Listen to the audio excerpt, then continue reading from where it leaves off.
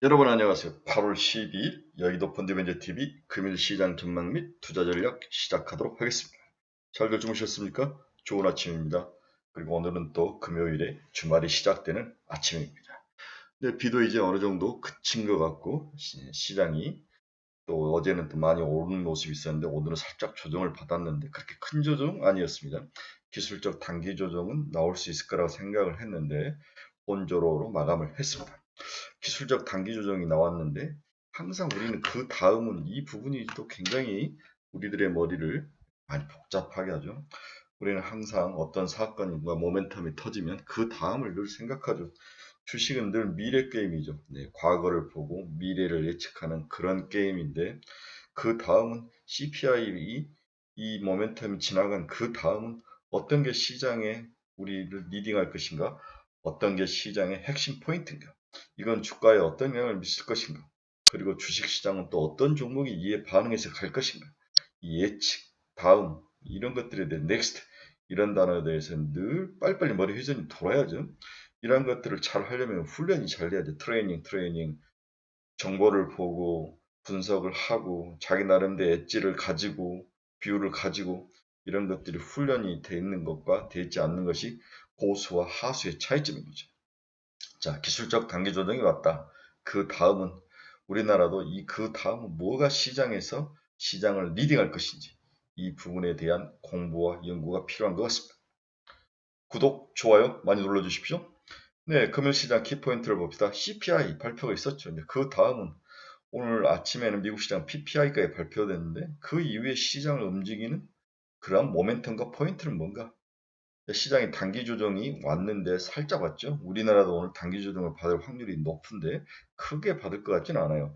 그렇다면 여기에는 뒤집어서 늘 두 개가 개별 종목, 순환매 이 두 가지가 늘 따라다닙니다. 개별 종목, 순환매, 그렇죠? 빠른 순환매 이 두 개가 뒤에 숨어 있는 것이다 이렇게 봐야 될 것 같습니다.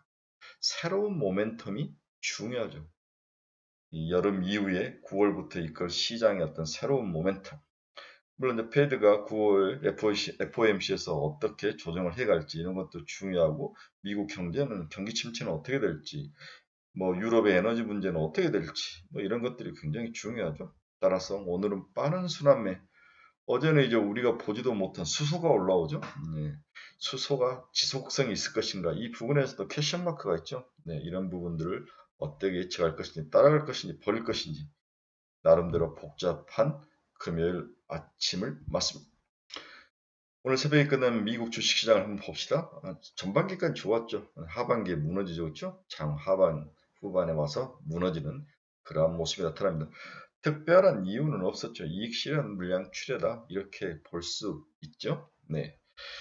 전일 저녁에 끝난 유럽을 보면 영국은 0.5% 하락을 했고요. 프랑스는 0.33% 상승, 독일은 0.05% 하락, 큰 변동 없이 장이 마감을 했습니다. 어제 이제 아시아 시장에서는 니케이가 0.65% 조정을 받았지만 상해와 항생은 크게 상승하면서 우리나라와 비슷하게 미국 시장과 연동되는 긍정적인 모습이 나타났습니다. 네, 한국경제TV가 전한 금일시장 키포인트 한번 봅시다. 미국 7월 PPI가 전년비 9.8% 상승으로 나타났죠. 그러나 10개월 내에 최저이다. 네, 전월이 11점 몇 프로였죠? 11.3%였는데 9.8로 네, PPI도 빠졌습니다. 네, 생산자 물가지수가 빠졌습니다. 생산자 물가는 에너지, 휘발유, 뭐 이런 데 영향, 곡물 이런 데 가격을 많이 미치죠. 네, 이런 것들이 빠지면서 당연히 빠지죠. 미국 주택담보대출금리가 5.22%를 기록했네요. 여전히 높은 그러한 모습을 보이고 있습니다. 금리 변동성이 지속되고 있다. 이게 좀 빠져야죠. 미국 주택담보대출금리는 미국 서민들의 소비와 연관이 높죠. 우리나라도 지금 뭐 주택담보대출의 금리에 따라서 소비가 많이 줄죠. 보통 우리 30대 중반에서 40대 초반 우리 아빠들 연봉 한 받으면 실수요는 500에서 550 받으면 여기에 대출이 이자로 뭐 원금까지 한 200만 원이 떨어져 나가버리면 300만 원 갖고 생활을 해야 되는데 얘들 학원 보내고 저축하고 먹고 살고 이렇게 한다면 아주 빠듯한 그러한 상황이니까 100만 원 내다가 200만 원 가까이 내야 되는 그런 상황인데 어려운 상황입니다. 이런 것들이 결국 소비를 죽이는 건데 이게 6개월 후에 나타난다는 거죠. 그래서 올 하반기와 내년 초에 어떠한 대책이 없다면 확실히 소비는 줄 것 같습니다. 그러나 이 부의 효과, 부동산은 이미 죽어서 부의 효과가 나지 않을 것으로 우리가 믿는데 주식이 만약에 반등해서 살아난다면 어느 정도 소비 감소를 뒷받침해 줄 수 있는 그러한 부의 효과는 반드시 있다. 그래서 우리나라 그 경제 정책을 세운 사람들은 주식 시장을 좀 살리는 방향 죽이면 안 되죠. 전부 다 연결을 해서 부동산과 주식이 연계되어 있는데 부동산은 굉장히 장기적인 효과가 나타나지만 주식은 단기적으로도 효과가 나타나지 않습니까? 이러한 부의 효과를 잘 관찰해서 전략을 짜야 될 것 같습니다. 미 주간 실업보험 청구 건수가 26만 2천 명으로 생각보다 높아졌죠. 4주 뭐라 그래야 됩니까? 4주로 이동평균으로 했더니 25만 몇천 명이다. 이래도 좀 높은 모습이 나타나죠. ILO가 전 세계 청년 실업자가 7,300만 명이다. 고용 회복은 느리다. 우리나라는 또 반대로 일할 사람이 없다. 약간 이러한 또 임금이 낮은 쪽은 사람이 없고 미국도 마찬가지고 네. 또 어떤 데는 또 고용이 안 되고 이런 일이 있는데 막 각 나라별마다 막 섞여 있는데 이건 전체적인 통계이기 때문에 큰 의미는 없는 것 같습니다. 오펙의 올해 원유 수요 전망치를 하루 26만 배를 축소가 하겠다 이런 이야기를 했는데 오펙은 경기가 침체한 것들이 이 원유 수요가 감소할 것이다 이렇게 보는 것 같아요. 그렇지만 이건 오펙의 전략인 것 같아요. 네. 지금 유럽이 더운 그 에너지 때문에 가스를 쓰지 못하고 석유 쪽으로 돌아서면서 석유 수요가 늘어나는 모습도 나타나는데 이것은 오펙의 설레발인 것 같습니다. 미 평균 휘발유 가격이 4달러를 하회했죠. 3월 이후, 올 3월 이후 치해졌죠. 이 휘발유 가격이 그동안 CPI 상승의 주범이었는데 이제 3달러대로 꺾이는 것 같습니다. 좋은 거죠? 네, 좀 꺾여야 됩니다. 네. 이더리움이 머지 테스트를 완료했다. 9월 업데이트 예정이다. 머지 테스트? 그래서 저도 이제 머지 테스트를 찾아봤는데 작업 증명에서 지분 증명으로 바꾸겠다. 그런 뜻이죠. 작업 증명이라는 것은 고성능 연산이 필요한데 전력 소비가 많이 들고 이런 건데 이것을 코인 보상을 해주는 지분 증명으로 바꾸는 작업을 한다. 좀 어렵긴 한데 비탈리 부테린이 이제 이더리움의 창시자지 않습니까? 뭔가 작업을 해서 그거에 업데이트를 할 건데 일단 에너지를 줄이고 편리성을 증가하면서 확장성에 노력한다 뭐 이런 이야기인 것 같은데 일단 모지 테스트에 대해서 제가 알아봤는데 저 이해가 잘 안 됐습니다. BOA가 밴코브 아메리카 시장이 바닥이다. 가계 매도세에 짙어져야 도달을 할 수 있다. 시장 바닥에 가계 매도세 짙어져 무슨 말인지 모르겠네요. 시장이 바닥에 다 와 있는 것 같다고 이야기를 하고 있는 것 같습니다. 오늘 아침에 나타난 미국 생산자 물가지수 PPI 지수 한번 봅시다. 전월에 11.3이었죠. YY로 9.8. 9.8이 올 1월이었으니까 몇 개월입니까? 거의 뭐 7개월 만에 다시 제자리로 돌아오는 그런 모습. 두 자릿수를 기록하다가 한 자릿수대로 내려왔습니다. 그나마 다행입니다. 미국 달러 지수도 안정을 좀 찾네요. 105.11. 이러다가 이제 105가 깨질 위험인데 이러한 것들이 아시아 증시라든지 글로벌 증시의 상승 동력으로 작용을 하고 있다. 우리나라에 지속적으로 좀 자금이 외국인 자금이 들어온 이유 중에 하나도 이러한 달러 지수의 영향을 크게 받는 것 같습니다. 금리 한번 봅시다. 2년짜리 3.24, 2.5bp 올랐는데 10년짜리가 11bp는 올랐죠. 그러면서 44bp까지 벌어졌던 게 지금은 35bp 이 정도로 벌어진 많이 이제 축소가 된 거죠. 스프레드가 축소되고 있다. 이렇게 볼 수 있습니다. 장기금리가 올라간다는 것은 그만큼 향후 경제 침체가 어느 정도 완화가 되고 있는 게 아니냐 이러한 모습을 보여주고 있다고 볼 수 있습니다. 다행입니다. 오늘 새벽에 끝난 미국의 주요 기업 종가 한번 봅시다. 애플 168.49달러 0.44% 빠졌네요. 테슬라도 2.62%. 대체 이 앨런 머스크 이 아저씨는 엑스닷컴이라고 썼는데 뭐 인수가 안 되면 자기가 만들겠다는 거죠. SNS를. 네, 이렇게 이야기를 하고 있는데 또 팔지 않겠다는 주식을 구조가까지 팔고 정말 오너리스크 쩝니다 쩔어. 테슬라는 제가 전형적으로 박스권이다 700에서 900 사이를 왔다 갔다 할 것이다. 여러 번 이야기를 했는데 그렇게 보시고 플레이를 하는 게 맞을 것 같습니다. 리비아는 4.14% 상승을 했는데 38.9 오늘 이제 실적이 발표됐는데 장 마감 후에는 살짝 하락으로 돌아선 것 같습니다. 마이크로소프트도 0.74% 하락하면서 287달러 살짝 조정이 왔습니다. 엔비디아도 0.86% 하락했고요. 179달러. TSMC는 0.95% 상승을 했네요. 89달러. 마이크론 테크놀로지도 1.5. 마이크론 테크놀로지 TSMC 이렇게 메모리 비메모리가 오늘 주식이 올랐다는 것은 우리 삼성전자와 SK 하이닉스는 나름대로 강하게 버틸 수 있는 기관이 근거는 되는 것 같습니다. 메타 플랫폼스도 어제 좋았는데 오늘은 0.48% 하락하며 장을 마감했습니다. 노블록스도 3.23% 상승하며 49달러, 다시 50달러 회복에 눈앞에 두고 있습니다.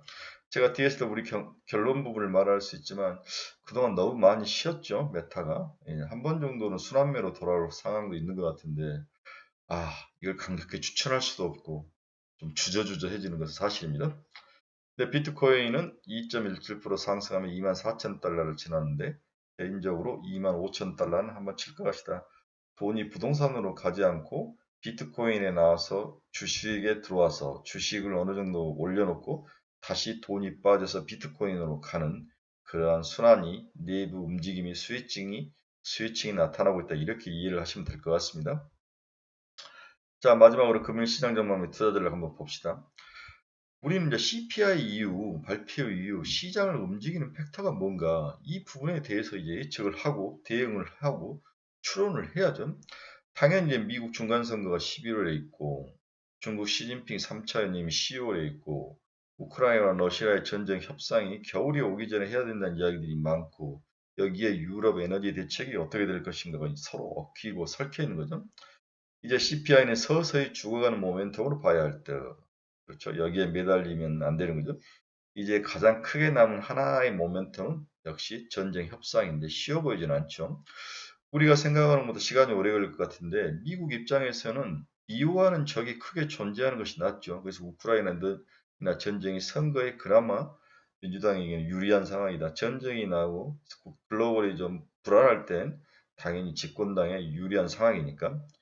여기에 또 미국과 중국의 무역 분쟁과 갈등도 사실 선거에 유리한 측면이 있어서 CPI만 잡힌다면 중국과 러시아를 미워하는 대상으로 삼고 선거 전략을 쓸 확률도 있습니다. 다만 미국이 중간선거를 앞두고 다양한 법안들을 막 통과시켜 밀어붙이고 있죠. 경제를 살리는 전략, 이게 베어마켓 랠리의 근간을 이뤘는데 이렇게 된다면 밑은 어느 정도 하방은 막혀 있고 단단해지고 또 위도 막혀 있는 그러한 박스권 시장 이렇게 봐야 되는 게 아닌가. 이제 베어마켓의 끝자락이 다 와간다라고 여러분이 예상을 해야 됩니다. 이제부터 새로운 그 무엇이 이 여름이 끝나고 다시 우리에게 가을의 냄새 코스모스와 함께 나타날 건데 이 부분을 어떻게 예측하느냐가 이제 게임의 승자인 거죠. 그렇죠? 네. 어제 저 친환경 섹터가 막 돌고 돌다가 원자력 갔다가 태양광 갔다 풍력 갔다 이제 수소까지 왔는데 수소는 윤 정부가 키우진 않을 것 같아요. 이게 문정부의 얼굴이지 않습니까? 수소는? 이 윤 정부는 문 정부를 다 뒤집는 현상이기 때문에 수소를 그렇게 좋아하는 것 같지는 않아. 제가 봐서는 정치적으로 해석을 했는데 이런 면에서 수소는 굳이 쫓아갈 필요가 있는가 이런 생각을 해 봅니다. 이제 향후에 제가 관심 것은 코시스템 정부가 250만 가구 플러스 알파 정책이 나올 거다. 건설주에 대한 단기 모멘텀이 또 전망이 되죠. 그래서 배터리, 태양광, 풍력, 조선기사제, 방산, 일부 바이오가 1차 시세를 이미 냈죠. 그 추가 상승에는 다소 힘이 붙이지만 이상하게 요즘 시장은 가는 놈이 더 가는 그런 온심력이 나타나는 그런 시장이 이어지고 있죠. 그래서 당분간 기존 보유자들은 당분간 지속 보유를 추천하지만 추경 매수는 좀 비추다.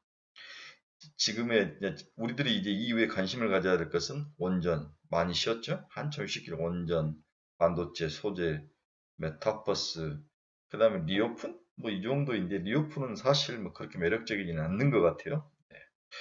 그래서 미래가 다가오는 모멘텀이 뭔지를 예측을 해야 되는데 오늘과 다음 주에 건설이 그제 크게 오르다가 어제는 살짝 조정을 받았는데 오늘 다시 올라올 건지 뭐 사우디 왕세자가 오는데 건설 회사를 선정하러 왔겠습니까? 시장은 오히려 방산 쪽일 확률이 있다라는 이야기들을 많이 하는 건데 온전보다는 방산 쪽일 확률이 더 높아 보이는데 겸사겸사인데 오히려 방산주가 더 나을 것 같은데 이게 실질적으로 방안이 확정된 건지 또 변수가 있는 건지 이런 것들도 한번 우리가 지켜봐야 될 것 같은데 일단은 배터리, 폐배터리, 배터리, 태양광, 풍력, 조선, 조선기자재, 방산, 일부 바이오 이것들이 시장의 중심을 올 여름인 8월 말까지는 가지 않겠는가. 그래서 일부 모멘텀이 올라오면 좀 줄이는 전략, 30% 현금 마련 전략을 기에 못이 박도록 피가 나도록 이야기를 하는데 현금이 좀 필요한 상황이다. 올라오면 올수록 좀 줄이셔야 합니다. 그렇죠?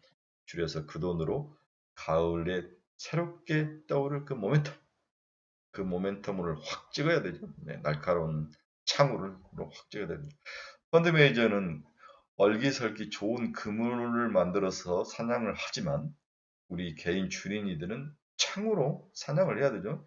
창으로 사냥을 하려면 좋은 목에서 기다리면서 대어가 지나가기를 기다렸다가 작은 고기는 버리고 대어가 왔을 때 확 한 번에 찍어야 되는 그 능력.